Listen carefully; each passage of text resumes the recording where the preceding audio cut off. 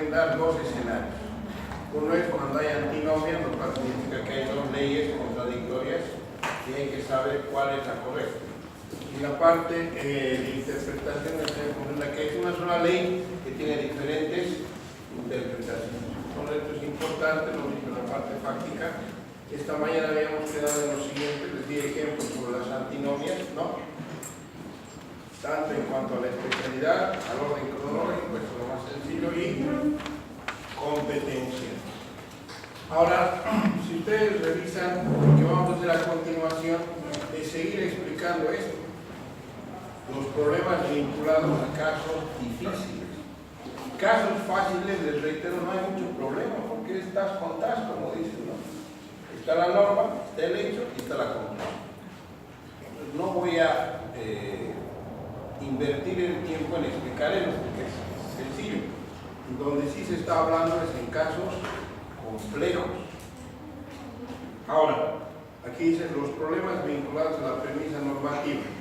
La premisa normativa no es a la premisa fáctica, sino normativa. O sea, lo que estoy en estos 30 minutos que nos queda es desarrollar variables de estas dos problemáticas. ¿Ya? Entonces, si me dejan de entender.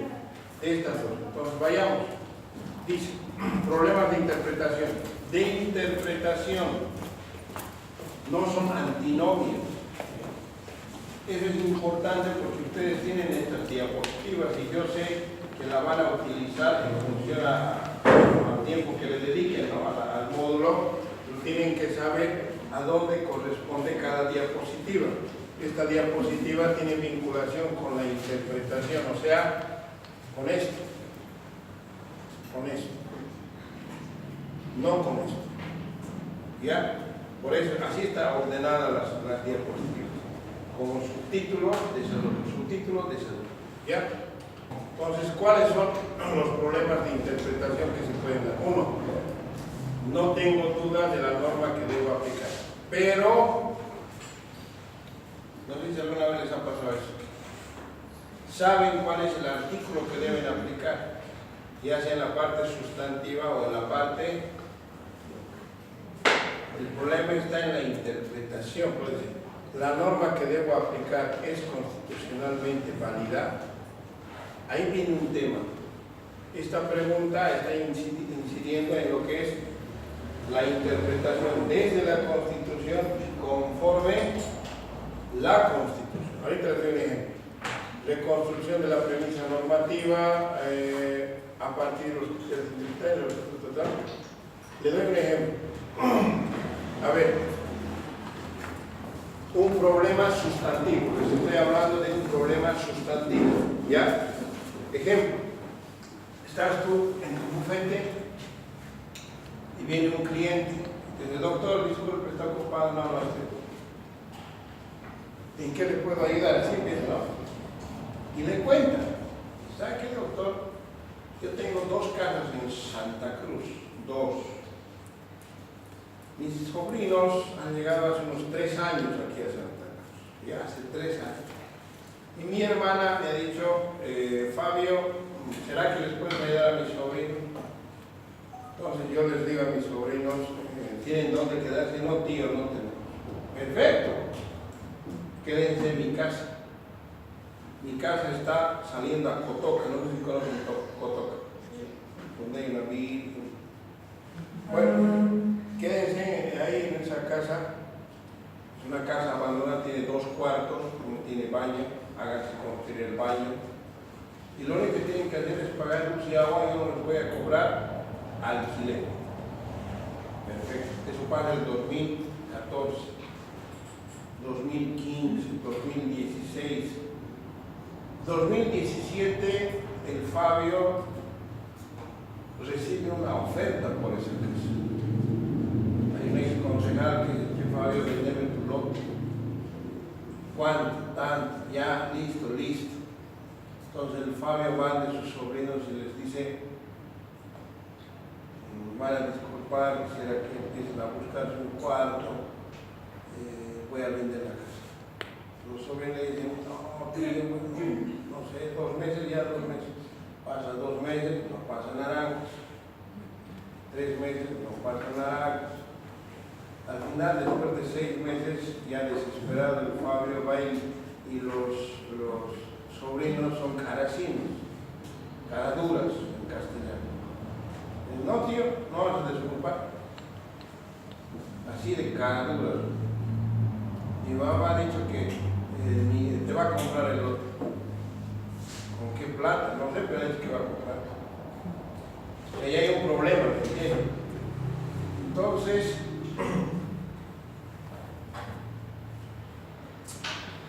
¿qué hago, doctor? Ese es el caso de usted. ¿Qué hago, doctor? Quiero que mis sobrinos desocupen, pero no quieren irse voluntariamente. ¿Cuál es la solución? ¿Ah? Reivindicación. Muy bien. ¿Otro? Están en calidad de tolerados. ¿Qué? Están en calidad de tolerados. ¿Qué vas a demandar? Porque están en calidad de tolerados solamente habría que demandar reivindicación. Reivindicación. Lo tiene todo. Código Civil, artículo 1453, a la 1, a las 2, a las 3, a las 4, a las 5.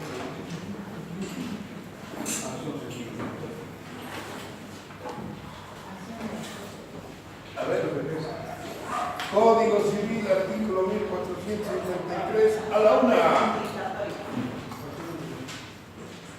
Fuerte. Alfredo. Acción reivindicatoria. El propietario que ha perdido la posesión de una cosa puede reivindicar. Escuche bien, el propietario que ha perdido una cosa puede reivindicarla de quien la posee o detenta. ya. En este caso, pregunta, ¿el Fabio ha perdido la posesión? ¿Quién dice no? Hace la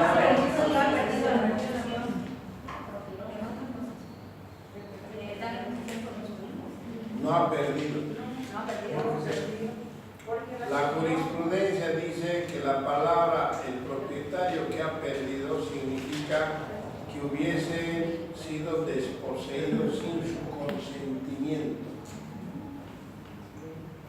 En este caso, así sin su consentimiento, este papelín del Fabio que ha hecho les ha dado papel, rey, ven, entrar a mi casa. ¿Eso es perder la posesión? No. Voluntariamente le ha dado a sus sobrinos el derecho de vivir ahí. ¿Corresponde la reivindicación? No corresponde. De entrada, esa demanda es improbable. O sea, ¿cómo demandan entonces? ¿Qué hacen? Contratan a los urbanos y los traen a sacar a patatas. ¿Está bien? Desalojo. El desalojo es una figura que se activa contra un inquilino. ¿Es inquilino? No es inquilino. Pero no te dice la palabra. Ah, no. Delito de recobrar la posesión. Lean qué es recobrar la posesión. No ha perdido la posesión, pues se acaba de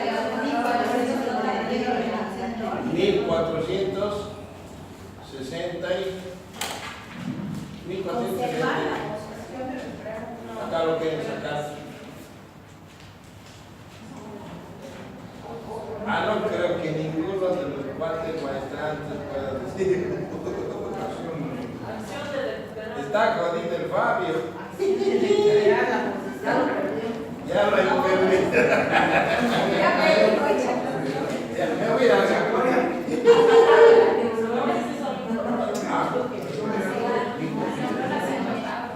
Entrega de vale, entrégate. ¿Por qué repite la acción legal? La acción legal es una acción de respuesta a la ocupación o al mejor derecho propietario, ¿no? Nada que ver. Fíjense qué interesante, no qué interesante, qué necesario para un abogado o un juez es conocer el alcance de cada instituto legal.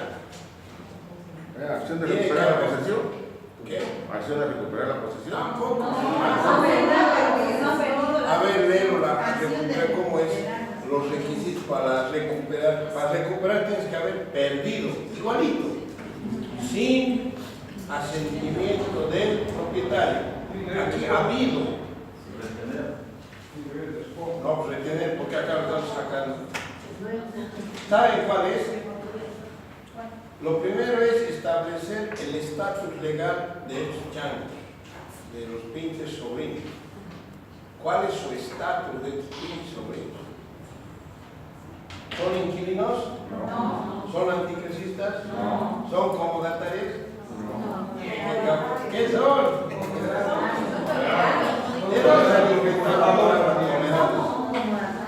¿En qué parte del Código Civil habla tolerancia? A ver, díganme. Ahora aquí en el... Tolerados. Primera vez que escucho la palabra tolerancia. Claro, en el matrimonio sí, ¿no? Pero no creo que casi. Es que tolerado se refiere Está en la posesión a la iglesia. No pueden adquirir el derecho, no pueden encontrar la posesión. Ajá. No pueden adquirir el derecho propietario de lo que está en No es alquiler, no paga anticristas, no paga. Ahí que reconoce el derecho propietario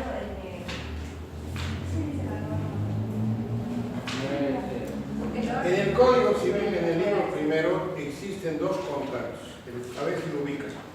Contrato de uso y contrato de habitación. Dos puntos que me ubique ahorita, dos iguales. Sí, contrato de habitación. Vamos, contrato de uso y contrato de habitación.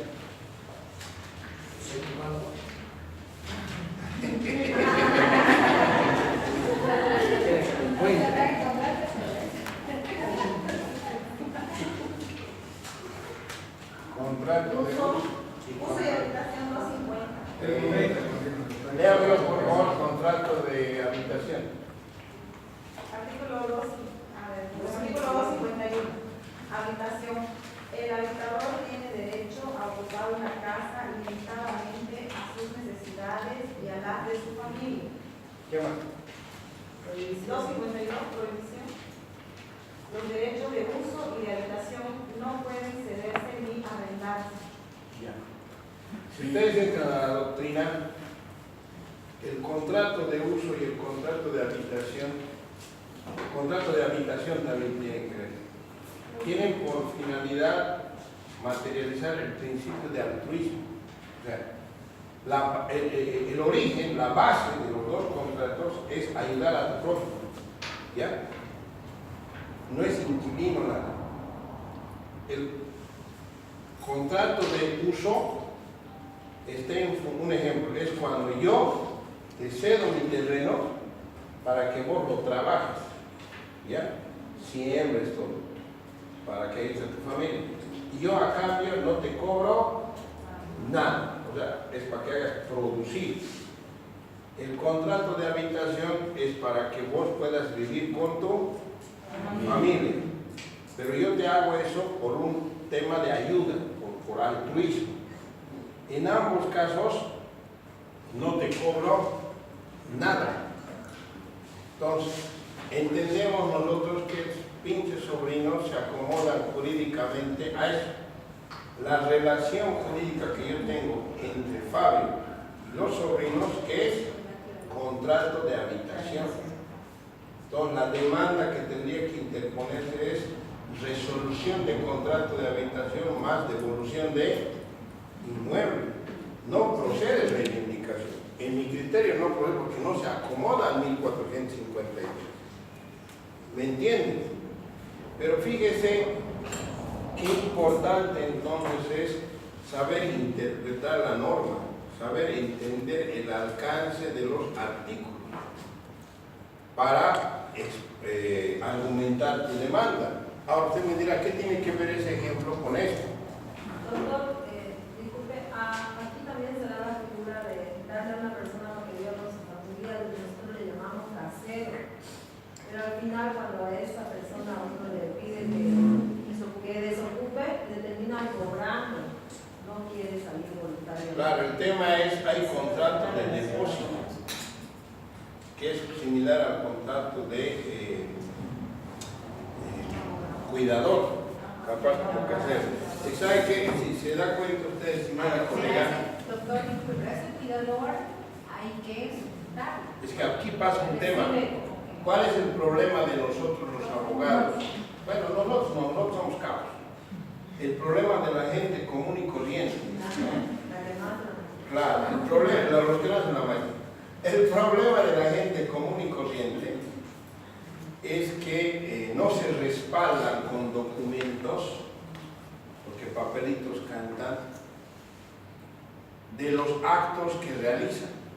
No se, como este caso, lo han hecho de manera verbal. Yo siempre digo, si la gente respetaría su palabra, los abogados nos quedamos sin pega.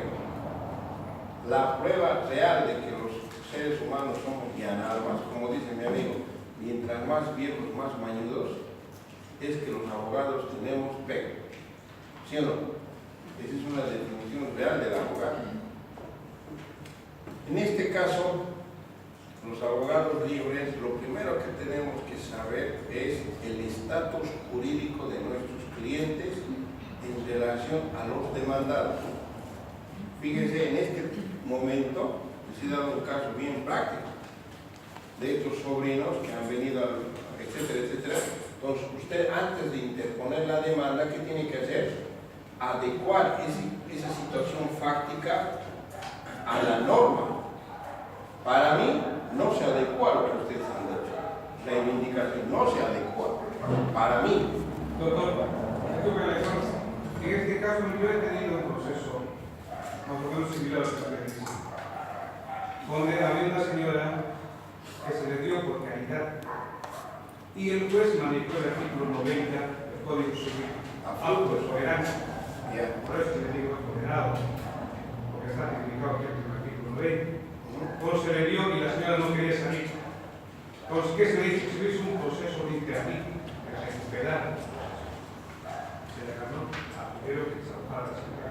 No está Pero bien. se le tipificó ahí, por ejemplo, en el sentido de que la señora estaba como proveedad, como invitada, como algún gesto humanitario que hacía eso. No está bien. A donde yo quiero llegar, hermano, es, si se dan cuenta, han visto la norma que es la descripción genérica de una situación, de un acto o hecho jurídico, una relación abstracta y genérica. ¿Cuándo se la materializa? Cuando se la aplica a un caso concreto. Ahora, en esa aplicación es importante, ¿qué cosa? La interpretación. Es probable que el juez que atendió ese caso, según él, se acomoda al 90. Según yo, se acomoda a contrato de habitación. Y según usted, se acomoda a reivindicación. Pero en el fondo no puede haber pues tres verdades. Bajo el principio lógico de identidad, A es A, que se maneja mucho en la Constitución. Entonces, de las tres, dos son equivocadas y una es la correcta. Muchas veces el hecho de que a ti te haya salido bien esa demanda, pero ya en un nivel de maestría, tienes que ser autocrítico y decir, más allá de que haya salido probada la demanda, ¿es correcto ese razonamiento? ¿Existe coherencia entre lo resuelto y lo decidido? ¿Me entiende? Capaz no.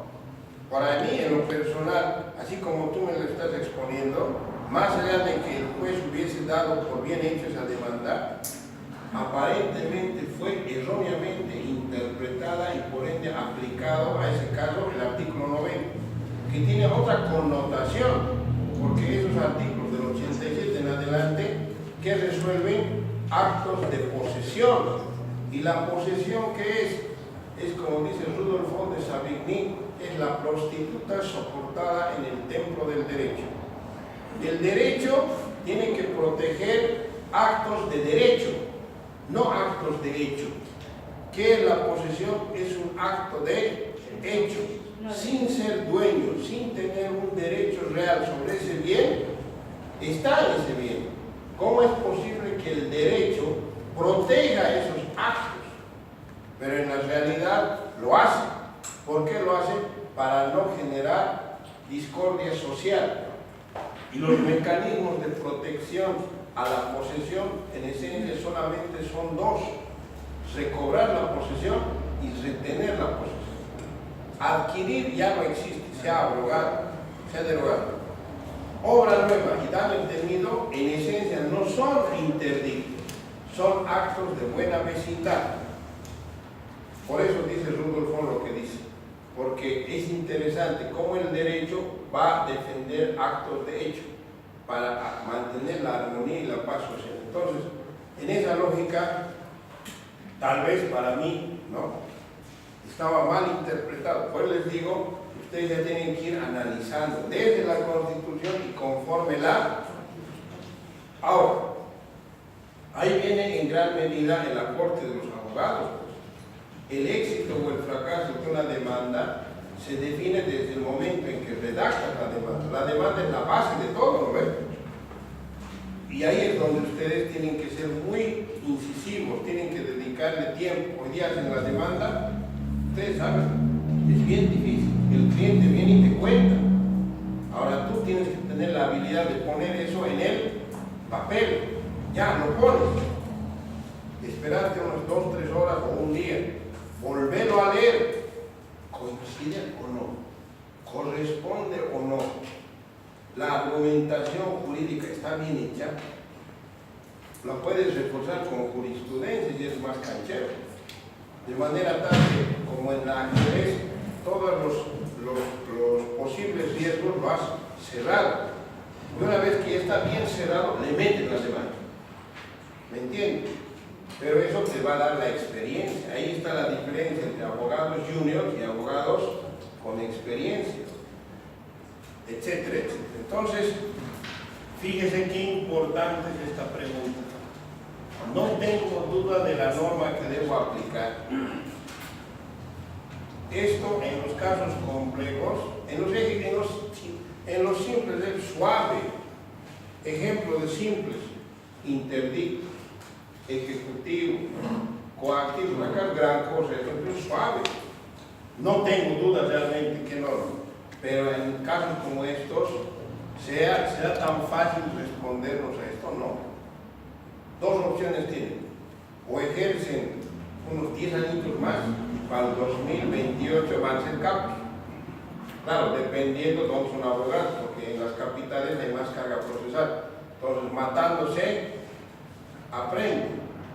Y de aquí a 10 años ya realmente la experiencia les va a enseñar qué norma aplicar. Opción B: lean jurisprudencia,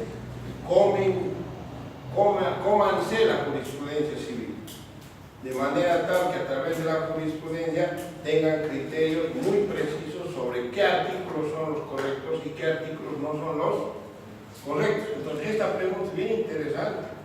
Realmente es la que debes aplicar. A ver, el 489 o 490, motivo ilícito del Código Civil.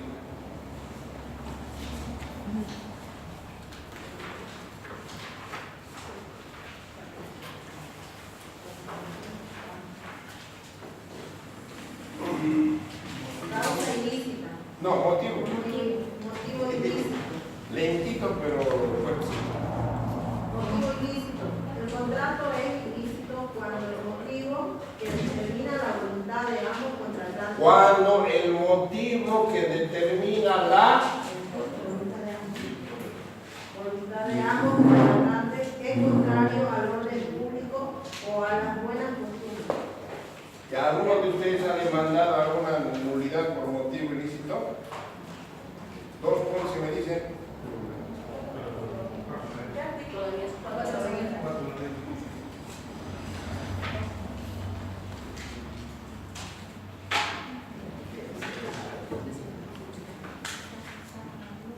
¿Nadie? Un préstamo, un contrato de préstamo de dinero para hacer un proceso civil. A ver, motivo ilícito. Sí, del interés legal. Sí. Vamos a mandar ya a la directora. No puede exceder del 3%. Ya. No. Ya quiero ver. Aquí no todo, aquí no todo.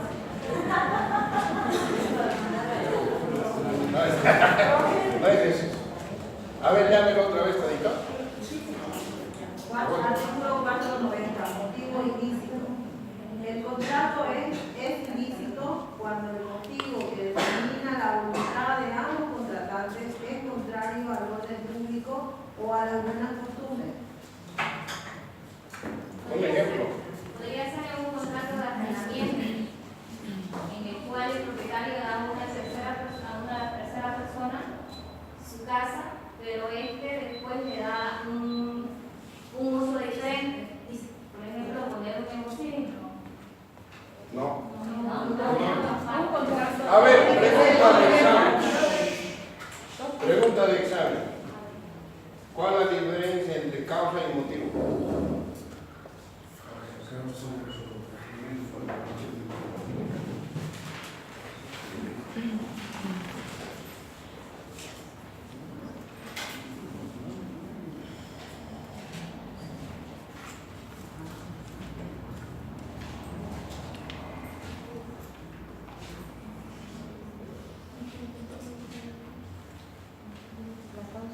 Yo, doctores, que conocí, a mí me parece que se adecuaría, era un contrato de préstamo de dinero, pero el préstamo de dinero nunca se lo efectuó porque fue producto de juego de azar.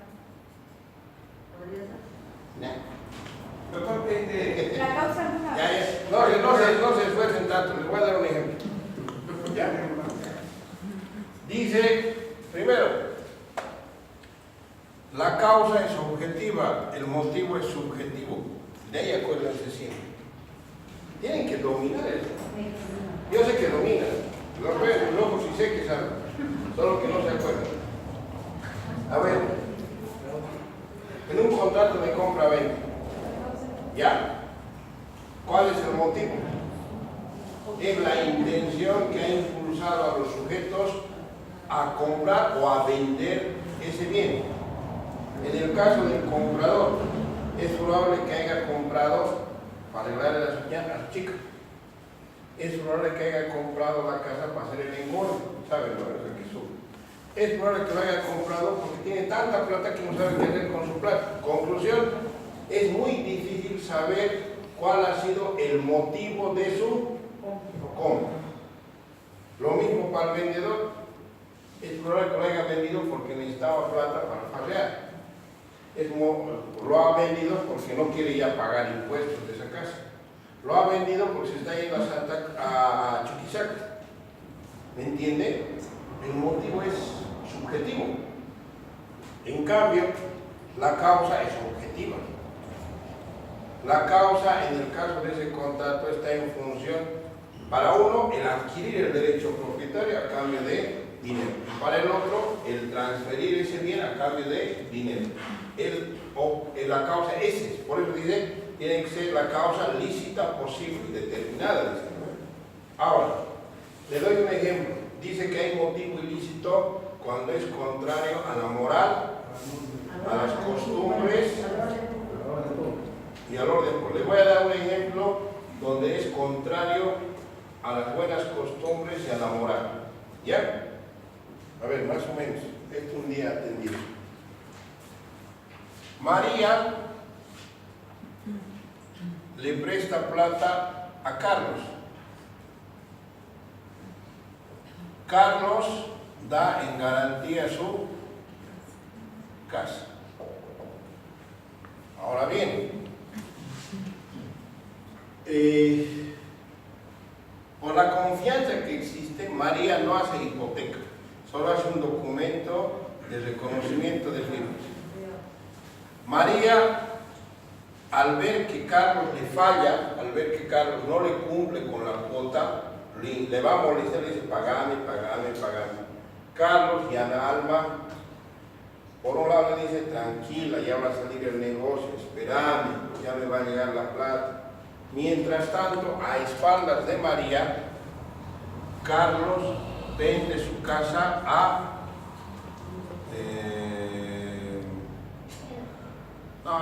de mujer tiene que ser a Yolanda.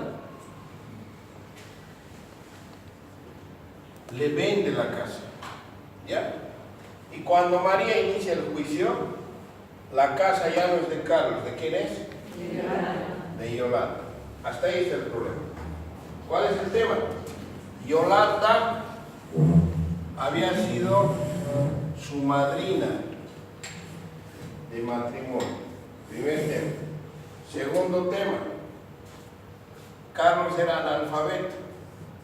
Yolanda había sido el testigo del documento. Saben ustedes, ¿no? Los analfabetos necesitan dos testigos. Conclusión. Yolanda sabía que esa casa fue dada en garantía a María. Conclusión. Carlos y Yolanda confabularon en contra de María. ¿Me entiendes? Es un claro ejemplo de una futura demanda de nulidad por motivo ilícito. Porque es un contrato contrario a la moral y las buenas costumbres. Donde es lo contrario, que ambos confabulan. Por eso el Código Civil dice la voluntad de ambos contratantes. Entonces, si María quiere demandar la nulidad, tiene que demandar tanto al ofertante como a los dos. Si solo demanda a Carlos, improbada la demanda. Así dice el artículo, si ustedes leen, es plural. Doctor, disculpe, un caso que me llevó a conciliación, así, pero era de un testamento donde el señor pedía la nulidad. ¿Quién se cuidó? El hijo del. O sea, pasa que un señor, o sea, vivía solo, pero pide la ayuda de un vecino, digamos. El hijo de su criada, para que lo ayude, y se convivió con él, lo atendió todo. El hijo nunca apareció, solamente apareció cuando murió el papá. ¿Ya? Y este señor le hace un testamento a este muchacho que ya vivió 30 años en esa casa. Entonces se hacía cargo de todo, administró al señor. Y le hizo, pero este muchacho sirvió de testigo en el testamento. Entonces decía que la casa que le dejaba para él porque lo tenía como un hijo, ¿no? Y decía que no había parecido de ningún familiar. Y ya de pronto cuando murió el señor, le dijo, y pedía la nulidad de este documento. Se basaba en eso, porque ¿Un motivo ilícito? Sí, por motivo ilícito, por el hecho de que él era testigo del mismo. ¿Cuántos bienes tenía? Solamente en una casa. Yo lo hubiera metido por objeto ilícito. Solamente. ¿Por qué? Porque inclusive vía testamento hay que respetar las porciones disponibles, ¿de acuerdo? Entonces, si yo tengo una sola casa, yo no puedo disponer la totalidad de esa casa en favor de un ajeno. Y según él dijo, yo no conocí nunca lo vi este señor. ¿Quién? En la audiencia, el muchacho, digo. Cuando ha firmado el testimonio. No, claro, nunca fue. Dice, no, y solamente él apareció, este señor, el hijo, ya mayor de edad, y apareció ese día que apareció, ya apareció. Entonces dice, yo recién lo conocí, recién se presentó que era hijo. Nunca apareció. En la audiencia del hijo nunca apareció. No, pero eso es independiente. Claro, pero eso fue, digamos, él creyó que no tenía familia, porque este señor era muy reservado. No, pero si después de su afinidad de parentesco Claro, sí. de sujeto nomás sí, la juez tendría que anular, pero no por motivo ilícito. Lo que pasa es que también Sí, estaba no, por objeto. y su abogada observaba ¿De quién? la afiliación de este. No, puedes tú como tú antes de morirte, ustedes saben mejor que nadie, puedes disponer de ese bien, pero con las siguientes reglas. Hay dos teorías ahí. Unos dicen que solo del 100%, el 20% sucesiones es lo que se llama legado, ¿no? ¿Qué es el legado? Es la porción libremente disponible. Ese 20% yo puedo regalar a mi perro, a mi gato, a mi ex, a quien quiera. Libre disposición. El 80% es la famosa legítima. Entonces algunos dicen que eso se respeta. Otros consideran que bajo el principio de disposición de bienes Yo no tengo la obligación de dejar herencia a mis hijos. La única herencia es su educación y su vida. Por lo tanto, a mí me da la gana de regalar la casa a mi gata. Le doy a mi gata. Y mis hijos no tienen por qué decir nada en Estados Unidos. Entonces, hay esas dos teorías. Pero la mayoría de los jueces se han adherido a la primera, el famoso 20%. Bajo ese antecedente, como se da cuenta, en eso no existe motivo ilícito, existe objeto ilícito. ¿Por qué objeto ilícito? Porque el objeto tiene que ser lícito. Y aquí no es lícito. Es bien bonito manejar la diferencia entre causa y motivo.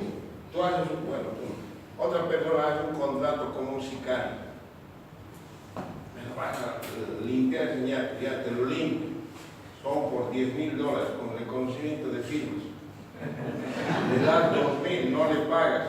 Y el sicario que hace te demanda por incumplimiento de contrato. Ese documento es nulo por motivo, por objeto ilícito, no por motivo, por objeto. ¿Me comprende? ¿O puede ponerlo?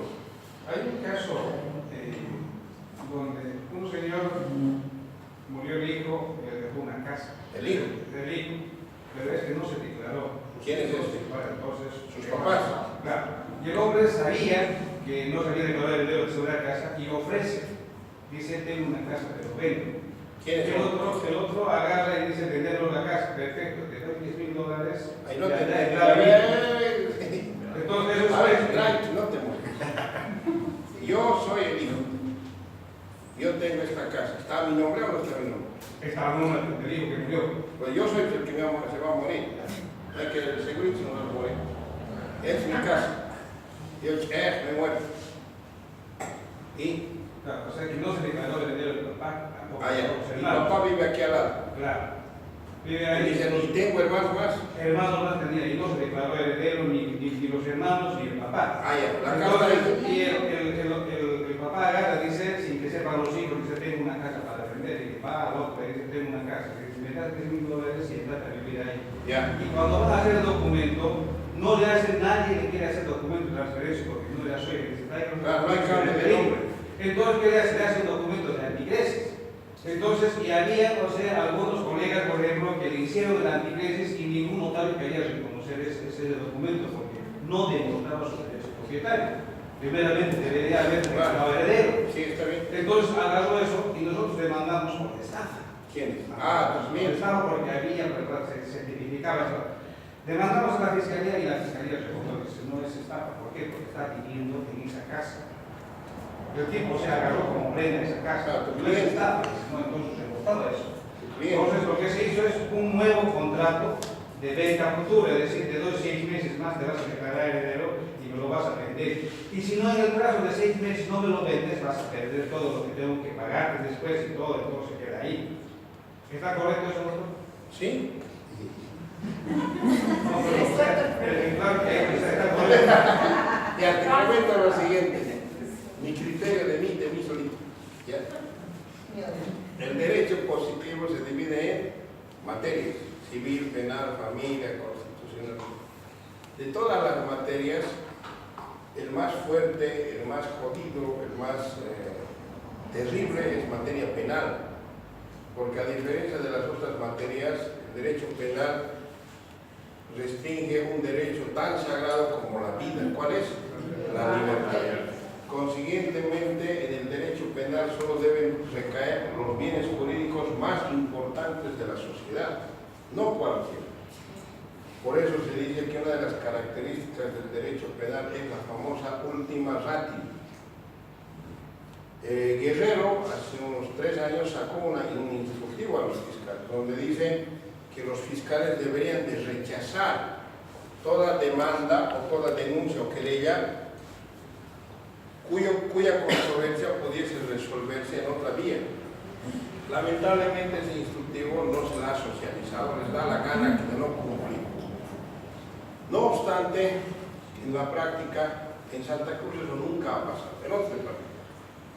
Los abogados deciden penalizar sus procesos, aunque saben que legalmente tienen que irse a otras vías. doctorita, disculpe, sí, ¿qué pasó? ¿Sabe qué? Le he prestado yo mi karaoke a mi compañera por 2 fiestas y hasta ahora no me paga. Tengo un documento.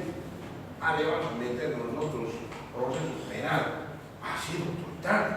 ¿Qué le vas a meter? Abuso de confianza. Pero acaso no es civil, doctora, porque yo solo quiero que me pague. A ver, ubíquese, doctora, lo que yo quiero es que me pague. Yo no quiero meterle a la cana, porque la finalidad del penal, ¿cuál es? A la chirola. Y la abogada, no seas sonsa, le vas a meter penal y la señora se va. Y el rato de rodillas va a venir a pagar. ¿Me entiende?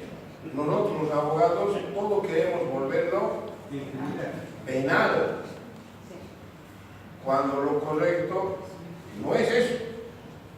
Y los fiscales tampoco dicen nada. Por eso en las estadísticas del 100% de los procesos penales, un 70% tienen que irse a otra vía, en especial civil. Pero los abogados han preferido meterle penal por ese carácter de intimidación.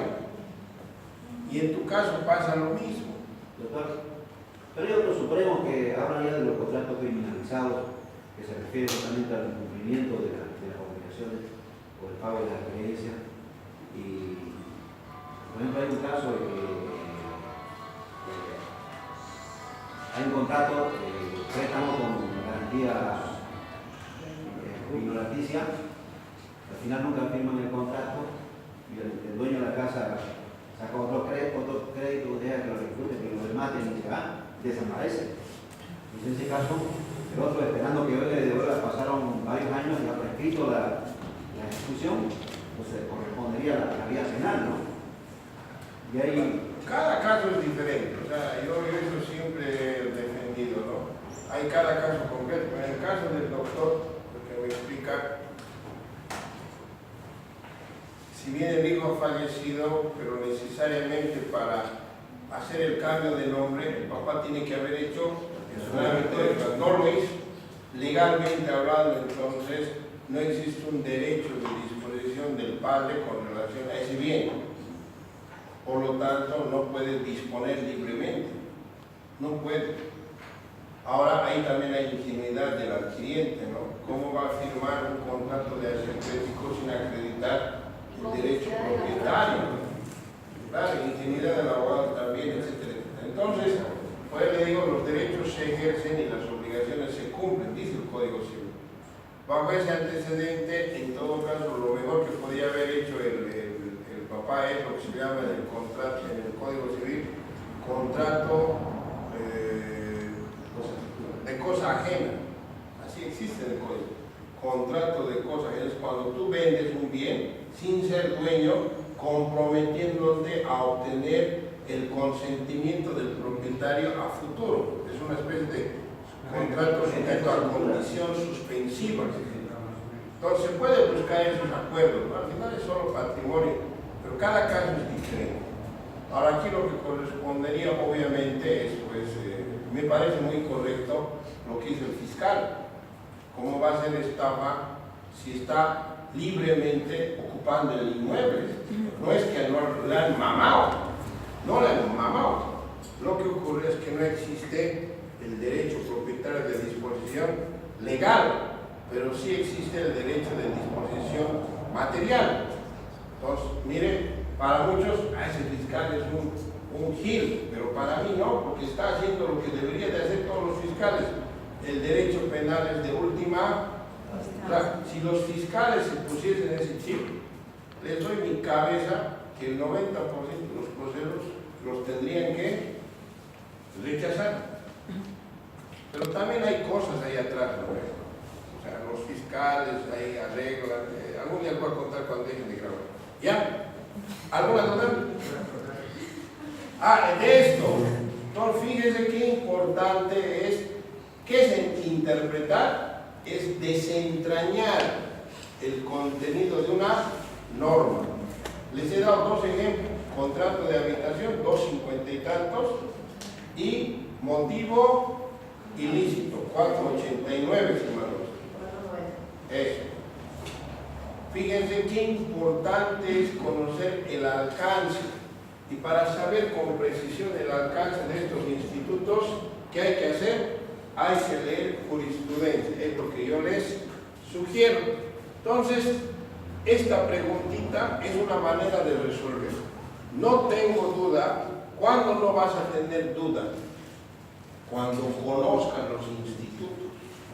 Cuando tú conozcas el alcance de tus institutos, ahí vas a decir, no tengo duda. Mientras no hagas eso, esto siempre vas a dudar. ¿Me comprende? Ahí viene el tema. Entonces, esto yo no les voy a enseñar en un módulo. Esto es compromiso de cada uno de ustedes en cuanto a la disciplina que se tengan para estudiar. Y lo mismo ocurre en la parte adjetiva. La norma que debo aplicar es constitucionalmente válida, ese es otro problema. ¿Por qué digo otro problema? Esta mañana les demostré. El 184, parágrafo 3 de la LOC dice: está prohibido cualquier tipo de excepciones en los procesos disciplinarios. Al principio parecía que esa norma era contraria a la, pero después hemos demostrado que no. Y así puede haber otros artículos que en principio parecería que es contrario, y después siguen leyendo y parece que no. Si ustedes leen el protocolo que les he mandado al WhatsApp, claro, muchos dicen, la ley de deslinde ha cercenado a la GIO. Lean ese protocolo y se van a dar cuenta que no es así. ¿Ya? A eso se refiere este tema de problemas de interpretación. Han visto que no es tan sencillo, pero tampoco es difícil, ¿sí o no? Es un tema de lectura. ¿Alguna duda? ¿Fácil? Dígame. ¿Todo tranquilo? ¿Segura? Conste. Vayamos a la situación fáctica. Miren, hasta aquí es un problema de la premisa normativa. Ahora tenemos que ir a la situación fáctica. En la situación fáctica hay este problema. Problemas de prueba. ¿Claro? Es la única manera en la cual el juez va a conocer los hechos es a través de la prueba, ¿o no? Si no hay prueba, ¿cómo puede el juez conocer los hechos? Es imposible. Ni que sea tan ágil para creer todo lo que ustedes escriben. Un juez con experiencia no les va a creer. Se supone que el demandante va a decir todo lo que le favorece y el demandado va a decir todo lo que le favorece. Entonces, la única manera de dilucidar eso es a través de la prueba. Fíjense qué importantes son la prueba. Problemas, ¿cuáles son los problemas que surgen en cuanto a la prueba? Uno, problemas de existencia de hechos probados. Determinar si los hechos se encuentran probados a través de la prueba correspondiente. Tiene que haber esa correspondencia. Dos, problemas de admisión y producción. Es diferente. A partir del principio de verdad material, el enfoque de derechos humanos, de género y éticos. Tres, problemas de valoración de la prueba. Si leen conmigo, por favor.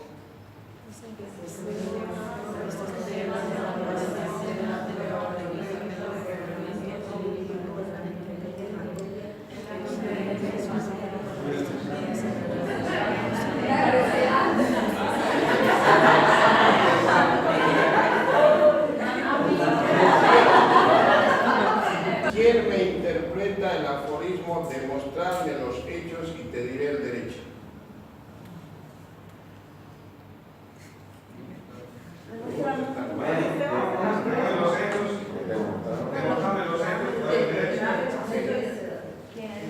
¿Qué significa?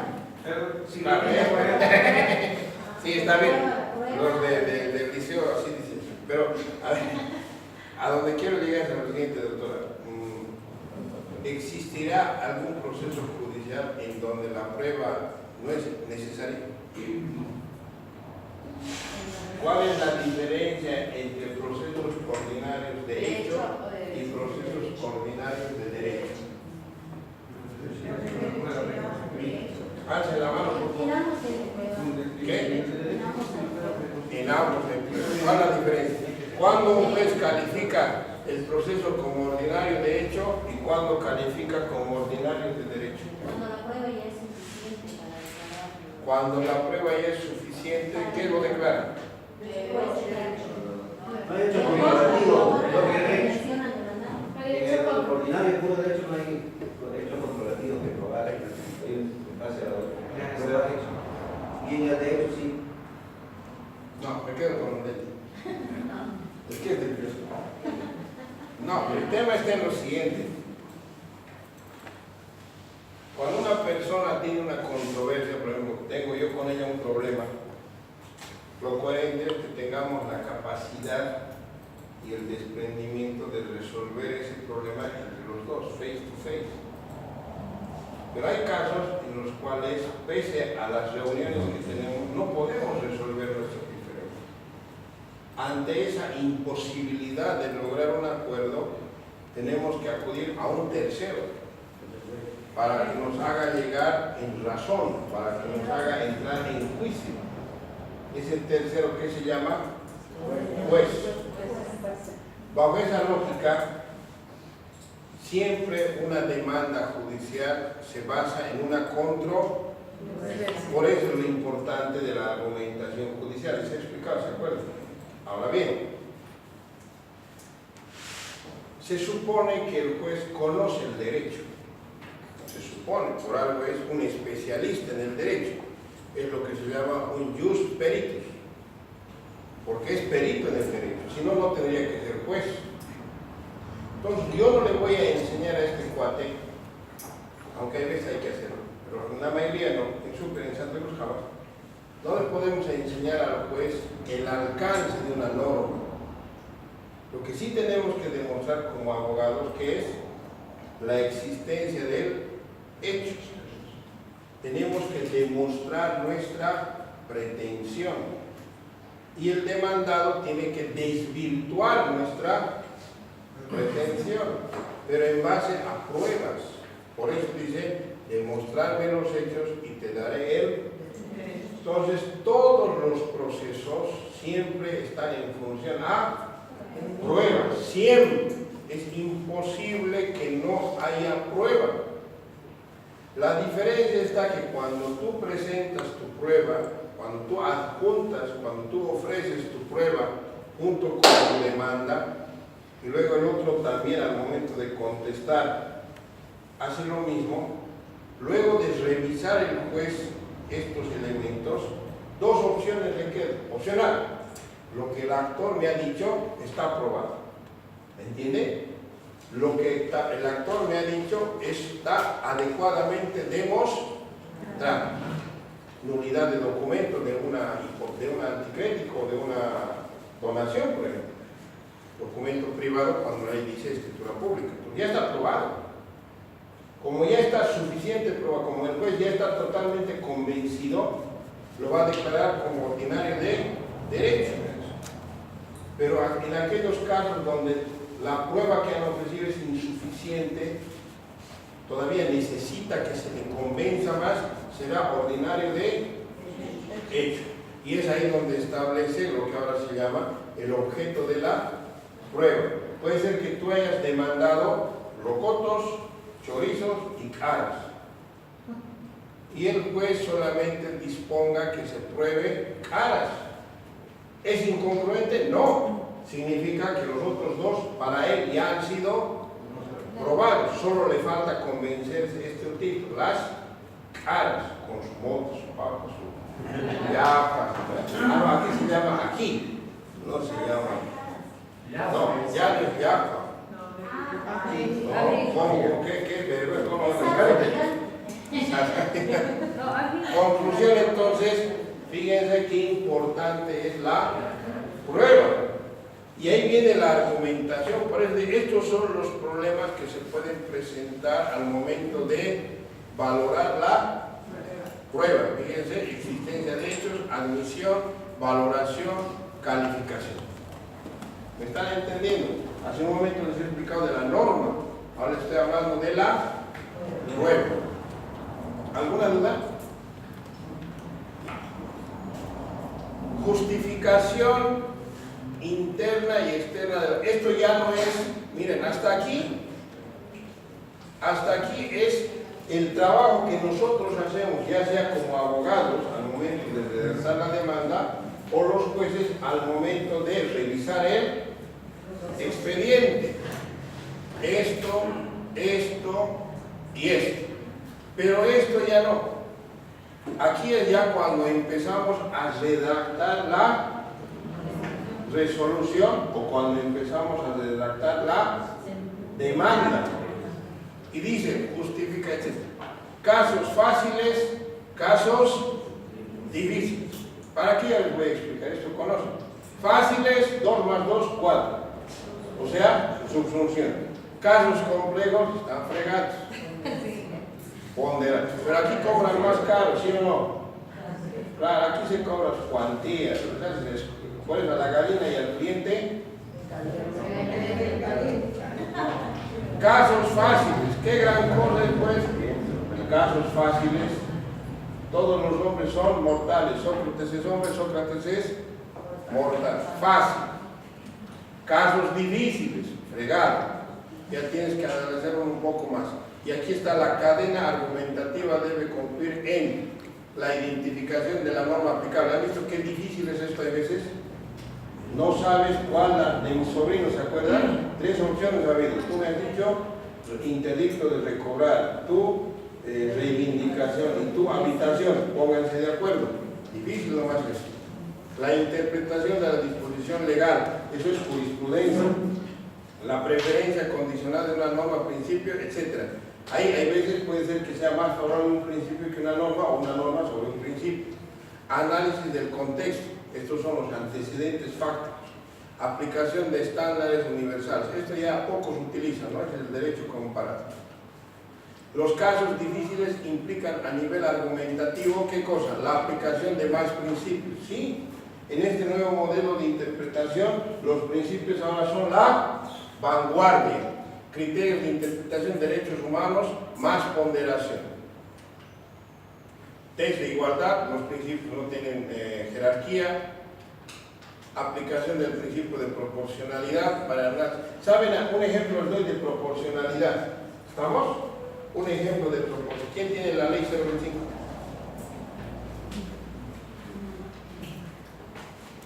Faltas graves, artículo 187. Artículo 187. ¿Quién me lo ubica? Hay una falta donde dice 2 faltas leves hacen una gravísima. A ver, ¿quién me lo lee? ¿Todito el árbitro? No. El numeral. El numeral.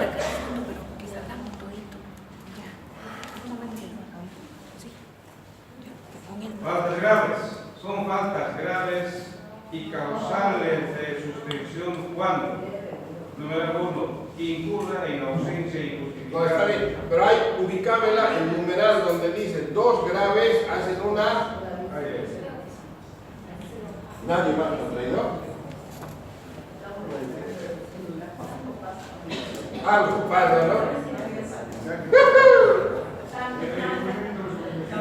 Ya, párense, a ver, todos así. Párense, pues. No quieren parar. Párense. Párense, doctora, párense. No tengan párense, a ver, todos. Al compañero de al lado. ¡Pum! Ya, dale. Gualipoleras, a ver, 1, 2.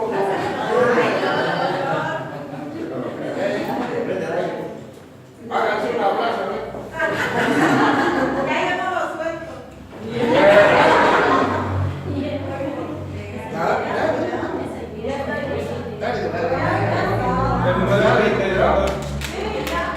Ahora sí parados, a ver.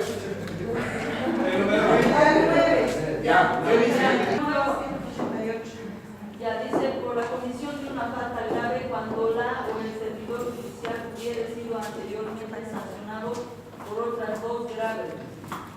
Ya, escuchen, tomen asiento, no hay problema. Este numeral nadie ha demandado inconstitucional. Ni en Santa Cruz. A ver, cuando un juez o un funcionario de apoyo comete una falta leve, ¿cuál es su sanción? Llamada de atención o descuento del sueldo 20%. Cuando un funcionario comete una falta grave, suspensión sin goce de haberes de 1 mes a 6 meses. Cuando se le demuestra que ha cometido una falta gravísima, que es destitución. ¿Hasta ahí estamos? Este numeral, no sé qué numeral es. 9. El 9 dice, si has cometido 2 graves, la tercera es gravísima. Y el otro dice, si has cometido 2 leves, la tercera es grave. ¿No? Bonito parece. No es bonito. Pero, ¿saben qué les está diciendo? Lo siguiente. Un ejemplo bien grande. Mato a un chancho, sanción, 2 patadas. Mato a otro chancho, sanción, 2 patadas. Mato a un tercer chancho, 30 años de cárcel. ¿Por qué? Asesinato. ¿Entienden? Yo sí. Ese es el tema. Es una norma que no es coherente con el principio de proporcionalidad. ¿Cómo es posible que por el simple hecho de haber cometido tu tercera falta grave, solo por ser tercera se vuelva en gravísima? ¿Me entiende? Entonces, es un claro ejemplo de una disposición legal que no es coherente con el principio de proporcionalidad. Este tema de la proporcionalidad se aplica mucho en el ámbito civil. En las cautelares, por ejemplo, el compañero me debe $10,000. En bolivianos serían 70,000 bolivianos. Yo le demando a él y en mi demanda solicito una cautelar. Anotación preventiva de sus 10 casas. ¿10 tienes cuántas? 8. De sus 8 casas. Cada una de sus casas mínimo pinche $100,000.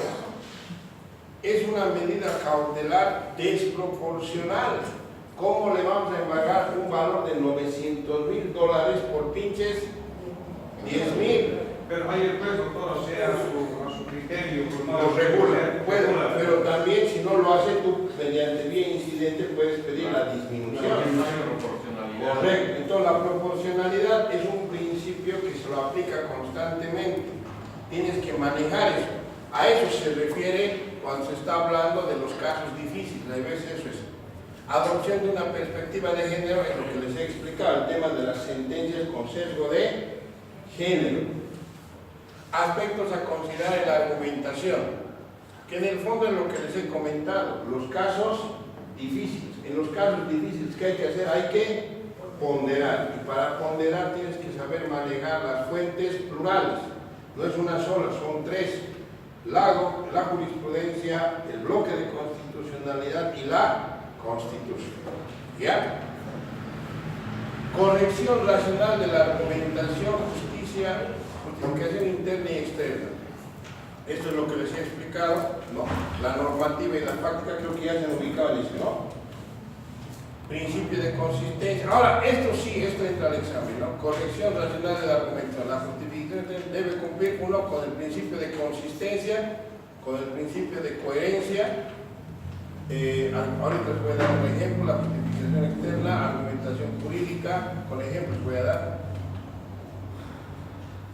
Esto es lo que hemos hablado también, fundamentación y motivación. Esta sentencia yo quisiera que las lean, por favor.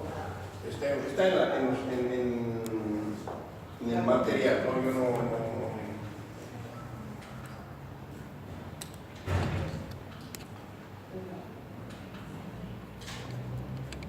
Esto ya es con el tema de las autoridades indígenas, es lo que he explicado, ¿se acuerdan? De la pluralidad y el pluralismo. Gracias. No, ahora sí voy a cerrar un poco con puros ejemplos. ¿Ya? El resumen de todo esto sería que hoy en día, 8 de septiembre del 2018, no sé si comparten conmigo, pero llegamos a la conclusión que hay 2 maneras de aplicar el derecho a los casos concretos. 2 maneras. La una es a casos simples, la otra es a casos complejos. En los casos simples se aplica el silogismo, la subsunción, que es simple, mucho problema no te hagas. Pero hay otros en donde hay casos complejos, y en los casos complejos se aplica la ponderación. La ponderación implica que no tienes que estar, si vale el término, delimitado por el principio de legalidad, de la ley. La ley no debes tenerlo en cuenta como tu techo. Tú puedes ir más allá de la ley. Es más, inclusive puedes ir más allá de la Constitución, si corresponde. Más allá de la Constitución, ¿qué está? El bloque de constitucionalidad. Entonces, ahí viene el elemento central. ¿Me comprende? Hoy día, por ejemplo, he leído en el periódico El Deber que Ecuador había perdido un arbitraje con una empresa multinacional. No sé si han leído. Gazprom, no me acuerdo una empresa. A nivel interno, Deber inició una demanda por daño ambiental y el juez ecuatoriano le había dispuesto 9.000 millones de indemnización. Apenas se confirma, recurso de casación se confirma, y estos cuates fueron a un tribunal internacional en La Haya, y el tribunal internacional revoca la decisión y le da la razón a la empresa. Y ahora tiene que calificarse la compensación del Estado ecuatoriano a la empresa. Puede usted decirme de que ha sido un fallo comprado, todo lo que quiera, pero lo que no podemos negar es que todos los países hoy en día, cuando se habla de derechos fundamentales y demás situaciones, el territorio como tal no es lo máximo. Ustedes deben saber mejor que nadie que estos tenientes, coroneles, generales que han sido juzgados en Sucre hace unos 4 años, el famoso caso Octubre Negro, donde no estaba Goni, están en este momento purgando su sentencia en la cárcel de San Roque, 15 años, 10 años, así están. No obstante de ello, ellos han recurrido ya ante la Corte Interamericana de Derechos Humanos y su demanda ha sido admitida. Tal vez eso no se difunde, ¿no?, en la prensa, pero es probable que de aquí a unos 5 o 6 años salga el fallo. ¿Qué va a hacer el Estado si sale probada la demanda? Va a tener que compensar. Entonces, ese es el nivel del derecho hoy en día. Así se tiene que trabajar. Y cuando yo les hablo de ponderación, es eso.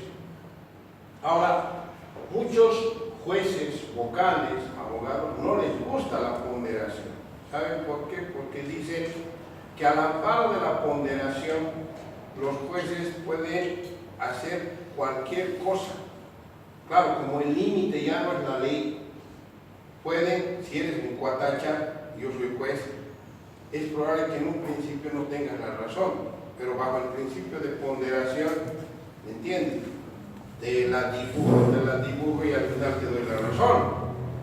Y otro me dirá, pero señor juez, la decisión que usted ha asumido es contraria a la ley.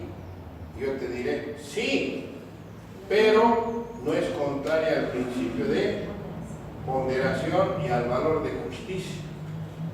¿Me entiende? Y eso es lo que ha pasado con el tema de... Ese es el argumento de la elección. Porque el Tribunal Constitucional tiene que velar por el respeto a la Constitución. Y la Constitución dice que no existe la Y ahora el TCP dice que por encima de la Constitución están los derechos fundamentales. Y que un derecho fundamental es ese derecho político a la elección, a postular, a elegir y ser elegido. Y que en todo caso el único que puede decir si corresponde o no, no es una ley, ni una constitución, sino el pueblo. ¿Me entiende? Ahí viene el miedo de la ponderación. Entonces, este tema de la ponderación, si uno se pone a razonar, creo yo, el límite está en la conciencia de cada autoridad judicial y en función a cómo se fundamenta tu decisión, cómo se argumenta tu decisión. Como se dará cuenta, ahora más que nunca, lo que yo repetía en mi bufete se cumple. Porque yo tenía altos clientes en mi bufete, porque siempre mi dicho era cliente que entra, cliente que no sale. ¿Saben por qué decía eso? Porque todo lo que me venían a presentar, yo sabía que había una salida. Siempre me repetí eso. Siempre hay una salida. El problema es buscar. Claro que yo medio gil era porque no sabía cobrar, pero me traían casos bien raros y me gustaban. Me gustaba porque le buscaba la manera. ¿Me entiende? Pero eso está en función al conocimiento. Y hay veces que resulta, porque lo único que corresponde es saber argumentar, tanto en la parte normativa como en la parte fáctica. Y ahora es mucho más sencillo por ese tema del enfoque. ¿Me han entendido hasta ahí? Sí. Entonces, capaz alguno de ustedes se anime a hacer un diplomado en argumentación jurídica. Si alguna vez, tal vez, ¿se animan? Sí. Si se animarían a hacer un taller de argumentación jurídica, uno de los módulos necesariamente va a estar vinculado a la lógica formal. Si ustedes saben, la lógica formal fue creada por Aristóteles. Y Aristóteles habla de los famosos principios lógicos supremos, ¿se acuerdan?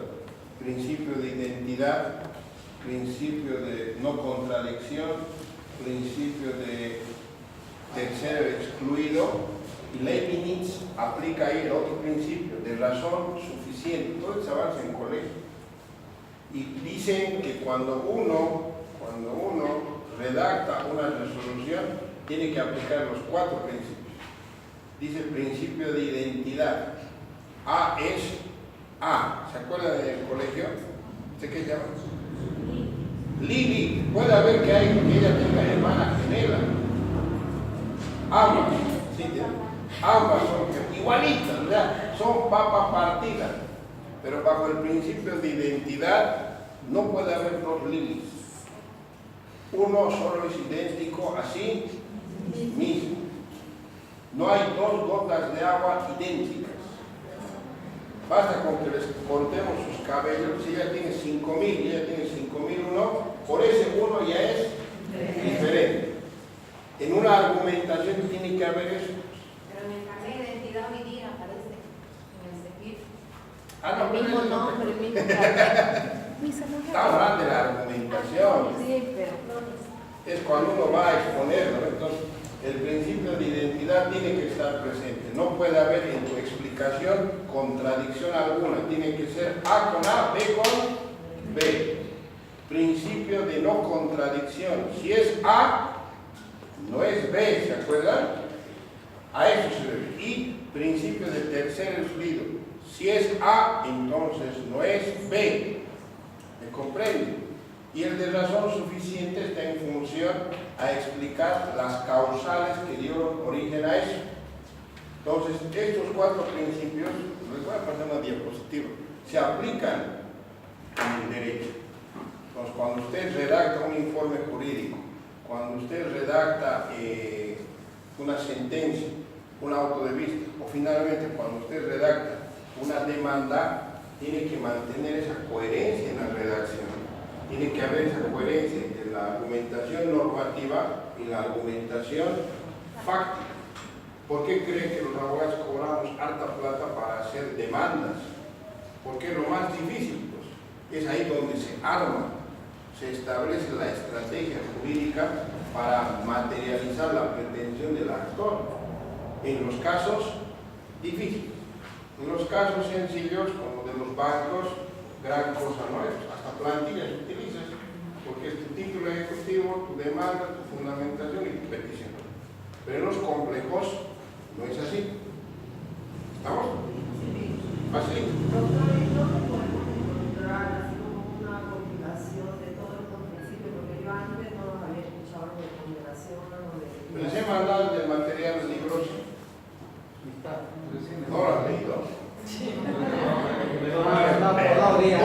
los ven, por favor.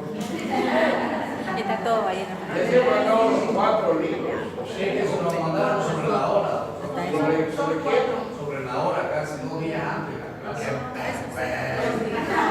Eso que se grabe. No importa, Luis. Ahora, hay más libros. Ustedes entren a internet, como que ya ven sus ojos criminales que van a entrar ahorita. Argumentación jurídica, ahorita les van a salir libros de toda clase. Un libro que yo les sugiero es de Carla Espinosa. Esta señora docente es, si mal no estoy, es, o era, no sé, del Consejo de la Judicatura de Ecuador. Carla Espinosa, simpática, al poco y me choca, ¿te acuerdas? La Carla tiene el escaso. Esta señora, bueno, es doctora, ¿no? Es la que venía, no sé si ahora venía a explicar este módulo en la Andina. En la Andina hay derecho constitucional y hay derecho, así, hay maestría en derecho constitucional, un módulo de argumentación. Ella venía y su libro. Ahora van a leer su libro que está en PDF, todo es filosofía. Por eso está bien metido filosofía con argumentación, porque esa es la manera de razonar. Ya, Guastin es otro monstruo de la argumentación. Entonces es un tema que uno va a ir, si se dan cuenta por eso, para entender a plenitud el tema de la argumentación jurídica en materia civil, 2 cosas, tienes que ser capo en la norma y en el derecho constitucional. Y juegas así con puro ejemplo. ¿Por qué el derecho es bilateral? Primera pregunta. ¿Por qué el derecho es, por qué se dice que el derecho es bilateral? Este es el morfema. Entonces vamos a dar tarea ya para que coman. Primera pregunta entonces, ¿por qué se dice que el derecho es bilateral? Segunda pregunta, ¿por qué el derecho es coercible? Con esas 2 vamos a comer. Ya pueden tener esta sentencia. Todos los jueces tienen que exponer sus decisiones por escrito. Por más de que el sistema diga que es moral, tienen que exponer.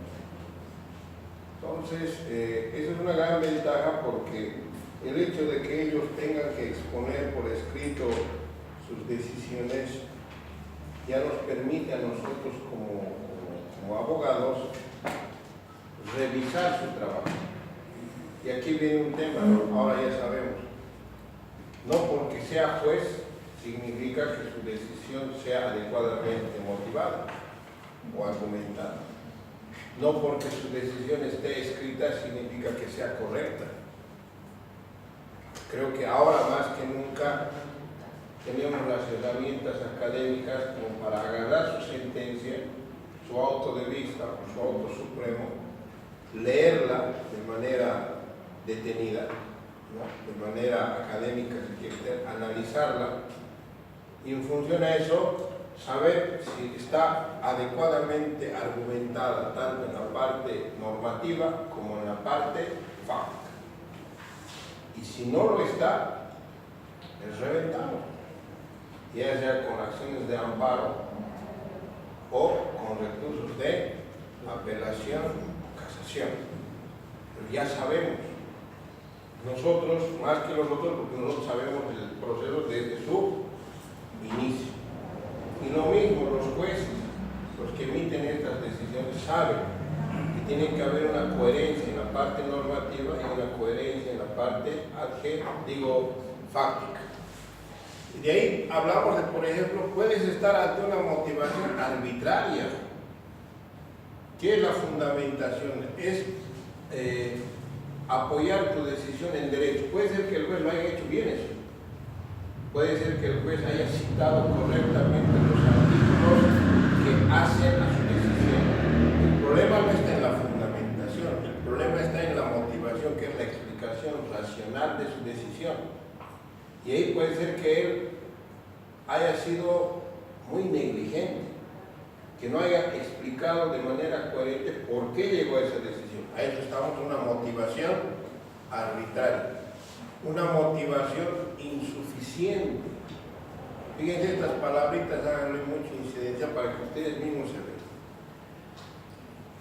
En este caso, en este primer ejemplo, existe la motivación, pero es una motivación arbitraria, insuficiente, etc. En este otro, no existe motivación. Si no existe, simple y llanamente estamos ante una resolución sin argumento. Y eso también es causal de amparo, porque te está vulnerando el derecho a la defensa y al debido proceso. No te está explicando por qué diablos el juez ha decidido eso. A eso me refiero. Motivación arbitraria, miren, estamos consideraciones meramente retóricas. ¿Qué significa? Hay muchos jueces que citan sentencias de otros casos constitucionales, te citan conceptos, doctrina. Piensan que con eso están motivando, porque han citado conceptos, autores, libros, doctrina, capos hoy. Dicen, no, eso no es suficiente. Tienen que decirme en el caso concreto por qué han fallado así, ¿entienden? A eso me refiero. Eso es una motivación arbitraria o retórica. Tanto en la valoración de la prueba, fíjense, puede haber en la prueba. Motivación insuficiente cuando no se responde a los planteamientos de las partes. Si tú le has demandado 3 hechos, tiene que explicarte por qué cada uno de esos hechos no vale. Aunque aquí también me he puesto en el lugar del juez. Hay hechos principales y hechos accesorios, ¿se acuerdan? Falta de coherencia interna y externa. La interna es la coherencia en la redacción, la externa es la correspondencia con la pretensión, la prueba y lo demás. Y aquí está la sentencia. La jurisprudencia precedentemente citada debe ser complementada a partir de la relevancia constitucional. Estamos hablando de la ratio disidente. Entonces, en resumen, compañeros, en este módulo lo único que les hemos hecho es recordar cosas que ustedes todos los días aplican. De aquí en adelante lo que corresponde es que ustedes refuercen, por eso es una maestría, ya cada uno sabrá en su decisión personal empezar a profundizar y a dominar los conceptos, ¿no? Y obviamente la ventaja que ustedes tienen es que todo esto todos los días lo pueden ir aplicando, porque basta con que lean las sentencias, las demandas y vayan mejorando, ¿no? Y comparando los fallos. Se van a dar cuenta que mientras más conocen, más precisan estos temas, más preparados se sienten y más seguros en todo aspecto. A eso me refiero, no sé si hay alguna duda sobre eso. Sobre casos simples, casos complejos, ponderación, subsunción. Es que puede venir algún docente a los compañeros y les dice: el método deductivo es ponderación, subsunción, y el método inductivo es ponderación. ¿Qué significa? ¿Se acuerdan? Deductivo e inductivo. ¿Cuál es el deductivo? El deductivo es cuando va de lo general a lo particular y el inductivo cuando va de lo particular a lo general. Y ambos utilizamos. Sí. Un ejemplo de deductivo. De deductivo, a ver, dígame. ¿Es de lo particular a lo? Deductivo es de lo general a lo particular. No. Del deductivo, sí. El inductivo es de lo particular a lo general. De verdades particulares llegas a verdades generales. Ese es el inductivo. El inductivo normalmente se aplica a casos complejos, ¿no? A casos complejos. A ver, un ejemplo de este niño que le han sacado el riñón de manera equivocada, Angelito, que está aquí en Santa Cruz, ¿no? Ese es un caso complejo para mí. ¿Hasta qué punto la responsabilidad de ese médico es el único responsable? ¿Qué ha pasado con los médicos que atendieron de manera previa, como ayer estaban analizando ¿Qué ha pasado con? Nadie le ha advertido, nadie le ha dicho, ¿sabe qué es lo que hay que hacer? Nadie. ¿Qué ha pasado con el seguimiento del hospital? ¿Qué ha pasado con el protocolo? ¿Me comprende? ¿Qué tiene que hacer el juez en un razonamiento objetivo? Tiene que empezar a conocer las verdades particulares, porque son varias verdades particulares. Debe haber por lo menos unos 10 hechos totalmente independientes, pero conexos. Desde cómo ha ingresado, qué tipo de diagnóstico se le ha dado, etcétera, etcétera. Entonces son verdades particulares. Es muy difícil, no digo imposible, que el juez pueda conocer todas las verdades particulares. De las 10 conocerá 7. Le va a faltar 3. Pero en base a las verdades particulares va a tener que llegar a una verdad general. ¿Me comprende? Ahí viene la complejidad y ahí tiene que generar presunciones, indicios, bloques de constitucionalidad. ¿Me entiende? Tiene que armar todo eso. En los casos complejos normalmente eso ocurre. De verdades particulares pasa a verdades y eso se logra con la ponderación. Dígame, doctor. Decía, yo doctor, hace algunos tiempos estaba viendo también un reportaje con relación a este tema, ¿no? Que el médico, por ejemplo, no tiene ítem en el centro de salud donde realizó la operación.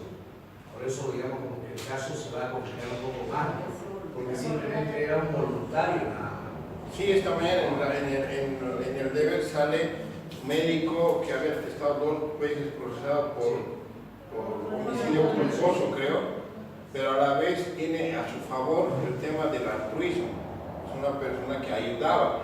Por eso muchos pacientes de este hospital han ido a hacer campaña en su favor, porque él es una persona muy pródiga, que ayuda a la gente que está con bajos recursos. Ahora, ¿hasta qué punto eso se valora? Mire, es un caso, tiene que hacer balances.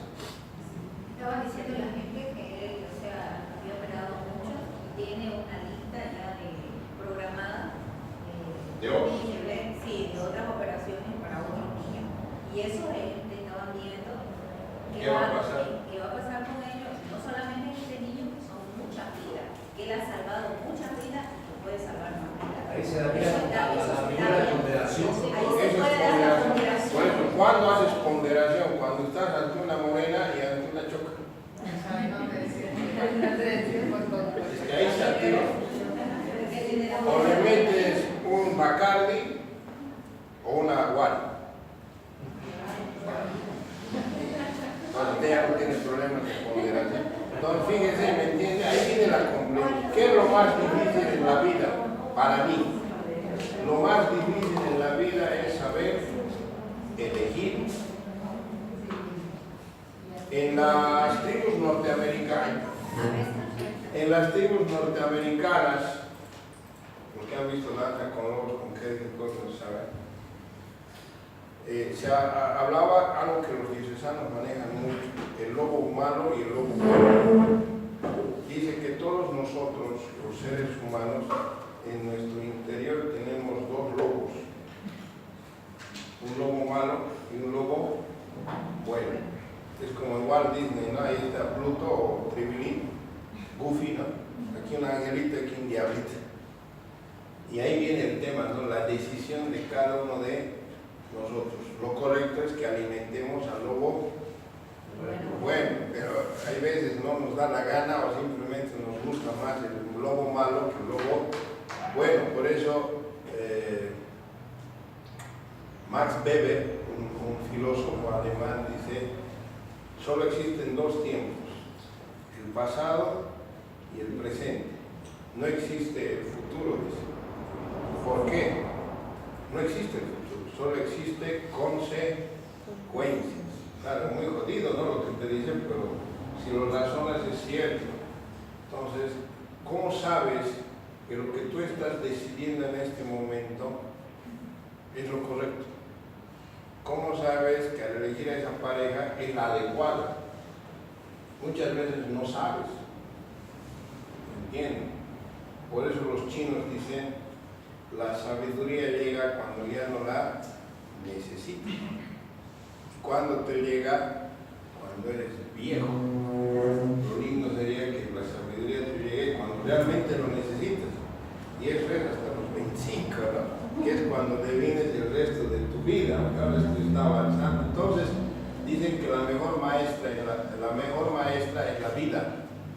Porque aunque no te dé la gana, igual te enseña. Donde ahí viene el problema de saber elegir. Este es un tema de vida.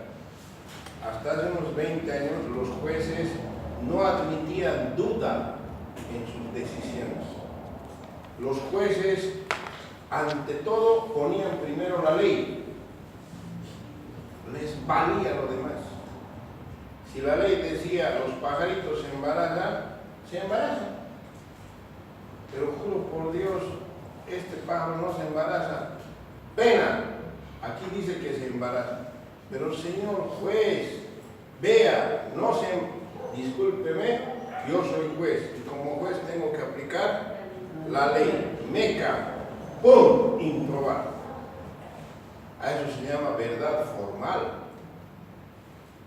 Eran unos pinches servidores públicos que solo se limitaban a aplicar el texto muerto de la ley. Eran personas que no dudaban, y también los abogados. Pero hoy en día ha cambiado.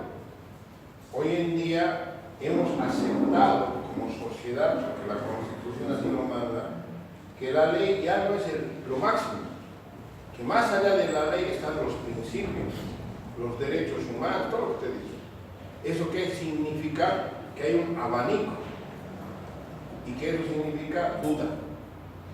Para resolver esos temas, tanto en la parte normativa como en la parte fáctica, las antinomias, ¿se acuerdan? Tenemos que hacer algo, y ahí está la pluralidad de fuentes: la Constitución, el bloque y la jurisprudencia. Con esos tres tendrías tú que resolver, y a eso le falta algo más: tu vida, tu experiencia. Yo creo que todos nosotros somos resultado de lo que vivimos. Yo no me parezco a usted, usted no se parece a él, porque, como dice Unamuno, nosotros somos yo y mis circunstancias, y en realidad eso somos. El que tú hayas vivido sin tu mamá, sin tu papá, hace que tengas una manera de ver la vida totalmente distinta a él, que sí tiene su mamá, que sí tiene su papá. Entonces somos humanos, por algo nosotros somos, no solamente somos seres pensantes, como dice mi amigo, somos sentipensantes, dice, ¿no? Somos corazón y cerebro. Estas dos cosas son, no somos una sola. Entonces, ahí viene este tema de la argumentación, pero eso es un tema que tiene mucha relación con la, ¿qué les he dicho? Pues, con la filosofía. Hay veces te va a resultar, y hay veces no. Yo me acuerdo hace unos 3 años cuando estaba en materia laboral. Sí, laboral. Sí, era un caso de Santa Cruz. Demandó una señora al chofer para que el chofer pague. Sí, para que el chofer pague la curación de su hija. ¿Saben cómo es esto? Ustedes saben que todos los que estamos afiliados al seguro, el seguro nos cubre, salvo que sean casos extraordinarios. Entonces, yo estoy asegurado al seguro universitario, San Francisco, pero si de chupada me accidento, me van a atender, pero me van a repetir. No ve todos los gastos, tengo que devolver a la caja, si no me inician un ejecutivo social, ¿se acuerdan? Pero en este caso era un caso de un chofer que le había atropellado a una niña, y encima de atropellarle se había dado a la fuga. Y los papás le atienden todo, y posteriormente le ubican al chofer. Y este ya en alma no les quiere pagar. primera instancia, improbada, segunda improbada, llega a casación y a mí como yo tengo hijitos, todo, medio que me afectó y dije, nada, este Perkins va a pagar. Y lo argumenté con principios, le di la razón. Y el doctor Bombones me apoyó también. Después nos metieron a amparo y nos bajaron.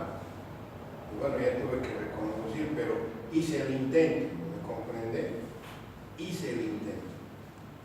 Y así estoy. Hay casos en donde me resulta y hay casos en donde no me resulta. Pues yo siempre he entendido, cuando uno revisa el expediente, ya sabe cómo va a fallar. El problema no es eso, el problema es cómo lo argumentas. Yo tengo un amigo penalista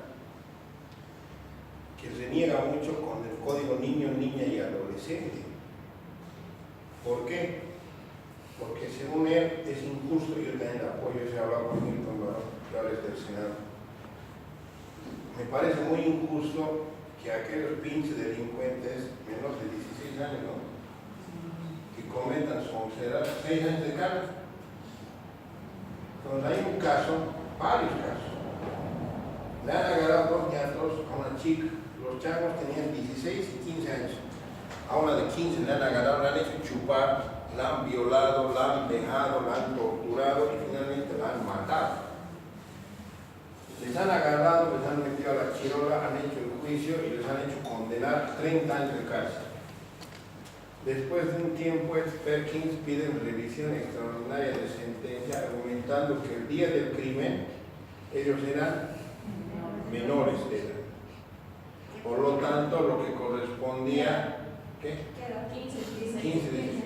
Lo que correspondía es que se les dé la máxima sanción, pero no como delito, sino como infracción. Niño, niña, ¿y eso cuánto es? 6 años. Y mi amigo Ricardo se llama, me dice, ¿te imaginas? Desde el punto de vista legal, es Perkins, ya nada más tienen razón. Hay que sacar una sentencia que revise la sentencia de primera instancia, o sea, corresponde. Pero te imaginas, ese papá que ha tenido 4 años de juicio, ha logrado que lo condenen al asesino de su hija a 30 años y ahora vamos a revocar eso y vamos a decir que Perkins van a salir de aquí a 2 años, ya están en la cara, 4. Aplicable. Perdón, igual que el caso del chico que o sea, hubo un choque. Sí. También tenía menor de edad. En la Argentina, doctora, por eso está modificando eso, se ha visto ya la necesidad de modificar, de bajar a 14, porque un ñato de 16 sabe perfectamente qué es lo bueno y qué es lo malo. En muchos países el narcotráfico está utilizando a menores de edad precisamente por esa salvedad. Ahora ahí mi colega Ricardo se ha visto en un problema. Como he dicho en las diapositivas, muchas veces lo legal no está relacionado a lo moral, dicen, ¿no? En cambio, la Constitución sí trata de hacerlo. Él tenía un problema al momento, dice, ¿sabes qué, Fabio? Voy a hacer este auto, voy a hacer este proyecto, pero no estoy convencido de que sea lo correcto. ¿Entiendes? Y ahí yo les decía, si no estás convencido, entonces metele ponderación. Porque lo que estaba haciendo era subsunción. Metele ponderación. Metele con derecho comparado, metele con jurisprudencia, con doctrina, a ver qué te pasa. Y él decidió. Me dijo, no. Pues yo le meto así, primero es cambio de línea. Segundo, los mismos magistrados no le van a querer apoyar porque van a decir que es una sentencia, un auto supremo contrario al principio de legalidad. Y para cómo puede ser que el abogado de este pendex le meta resoluciones contrarias a la Constitución. ¿Me entiende? Que es lo más seguro. O tal vez no. Yo le dije, metele. Él me dijo, no. Y se quedó con no. Entonces, si se da cuenta, no le echen la culpa a la ley, no le echen la culpa a la Constitución, porque ahora, a diferencia de antes, la Constitución sí te da las herramientas para irte más allá de la ley. El problema está en ustedes, que no se van a animar. ¿Ya? Y ahí sería interesante que los abogados sean un poquito más atrevidos, ¿no? Al final el abogado tiene más libertad que el juez siempre tiene más miedo, que es algo lógico también. ¿Ya? Entonces ahí está este tema de la argumentación y la motivación, de cómo fundamentas tus decisiones, tanto en la parte fáctica como en la parte normativa, y como casos simples y casos difíciles. ¿Dudas?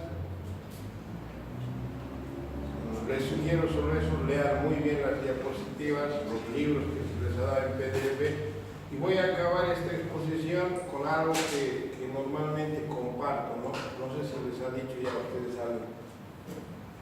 Uno de los cuellos de botella, cuando uno hace una maestría, es su tesis. Yo cuando hice mi maestría en sociología éramos 16, acabamos 13, y de los 13 hicieron su tesis 3. 3 no van a decir. O sea, 10 no han hecho su tesis hasta ahora. Y eso que hemos acabado en 2007, la tesis. Y ahí viene el tema, ¿no? El cuello de botella es la tesis. Y lo que yo siempre recomiendo al momento de hacer una tesis es tomar en cuenta lo siguiente. Uno, pero es una sugerencia. Si quieren, lo hacen caso, si no, depende. Elijan un tema que les guste. Es el primer requisito, que les guste. ¿Por qué es importante que elijan un tema que les guste? Porque para hacer una tesis van a tener que sacrificar a su pareja. Eso está jodido. Karaoke, discoteca. Segundo, van a tener que sacrificar su tiempo. Van a tener que hacer más de lo que hacen ahora.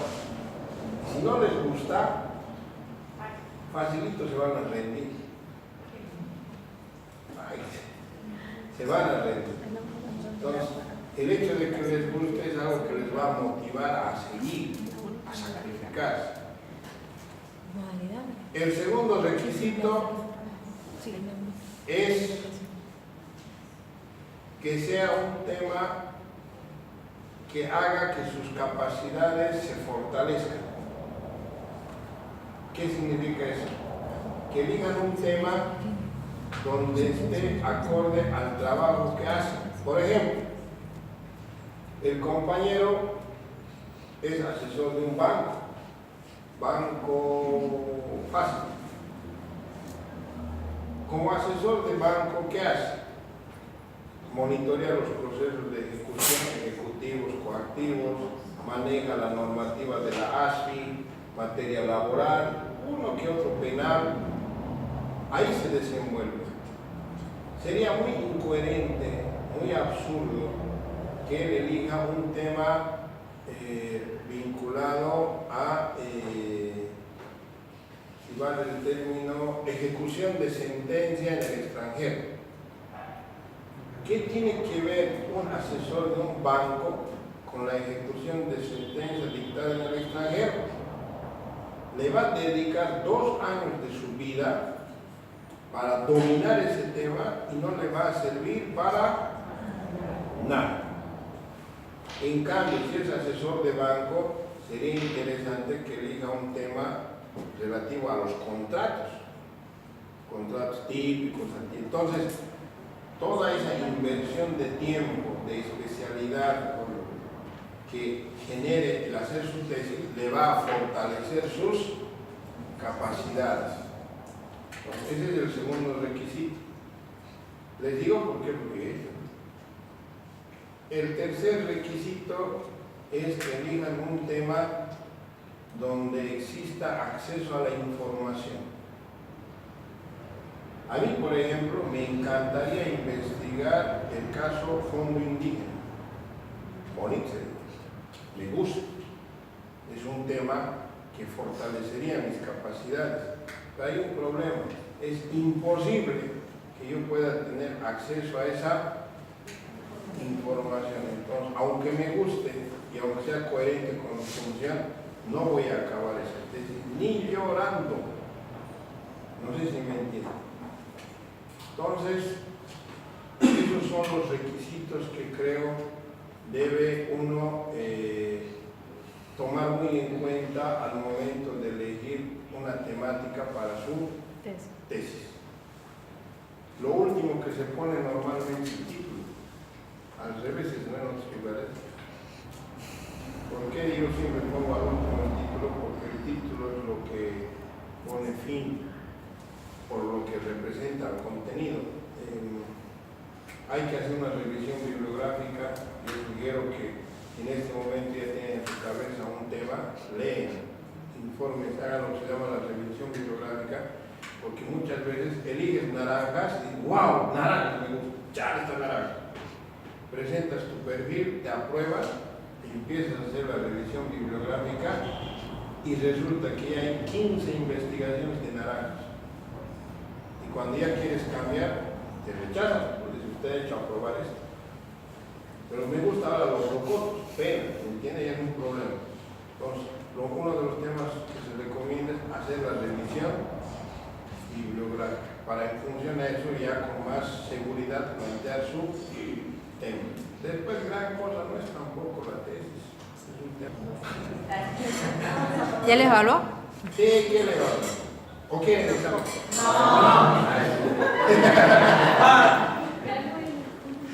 ¡Vámonos! Un aplauso, un aplauso.